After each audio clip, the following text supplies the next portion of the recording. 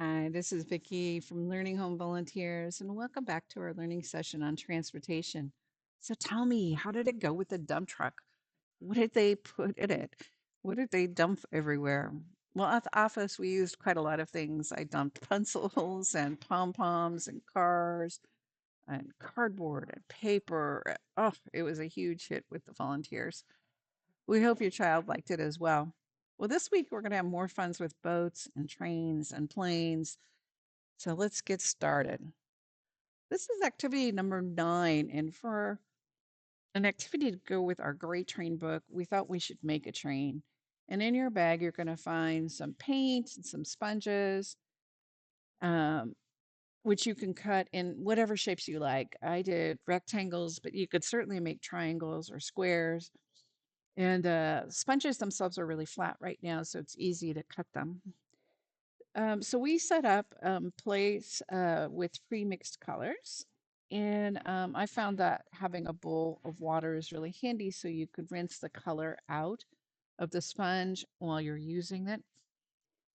You can either make a straight train or one that's going over a hill, or maybe even one that is great to write your name in it, um, or the different kinds of train cars.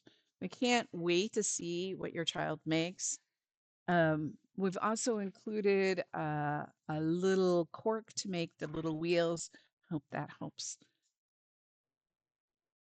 Well, this is activity number 10. And, flying isn't something that most preschool children have done. But just last week, while we were doing parent training, we had a plane fly by, and all the children went outside to watch it go by. We thought it might be fun for them to make and fly their own plane. And there is no doubt in my mind that you're going to need to help with this. So, in your bag, you're going to find paper and a big piece of craft paper for a landing strip. Let's start with the landing strip first. A landing strip shows where the plane is supposed to actually land. They have a number on them because airplanes typically have more than, or airports have more than one landing strip. The beginning of the landing area is marked with these big white lines to help the airplane land straight.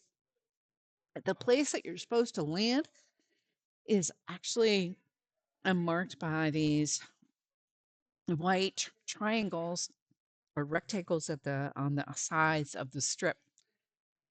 Making one together gives you the opportunity with your child to talk about shapes, orientation of the lines, the difference between a solid line, like the ones that are on the outside of the landing strip, and dotted lines that are going down the center, which is where they're supposed to be landing.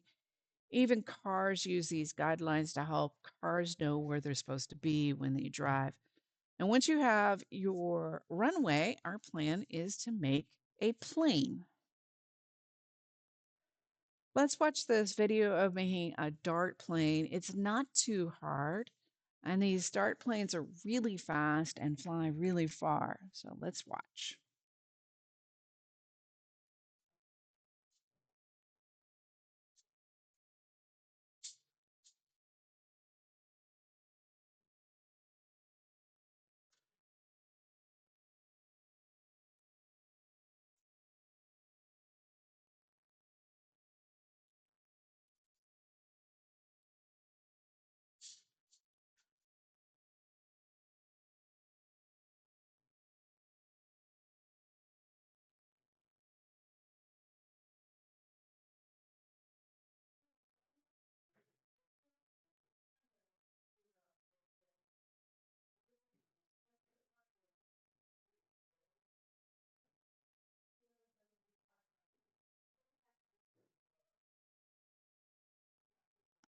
Pretty cool, huh?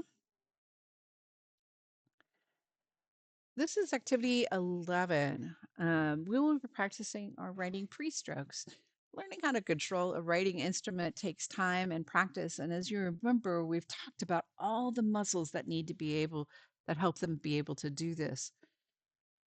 Just know we're happy if they put crayon to paper, but if your learner is enchanted by writing, they can try to connect the dashed lines together. But there are lots of different ways to encourage kids to actually try to make a particular shape, and I wanted to show you a couple. This one, some children like to use their pencil to fill in highlighted words like this. Some children really like connecting dots like this. What do you think will make your child interested in writing? Well, this is activity number 12.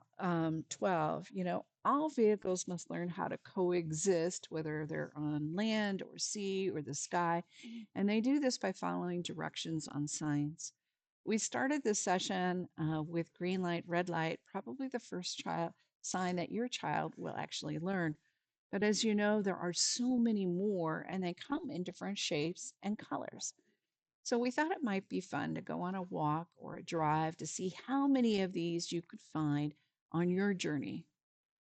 Well, that's all for this learning session on transportation. We hope you and your learner enjoyed it.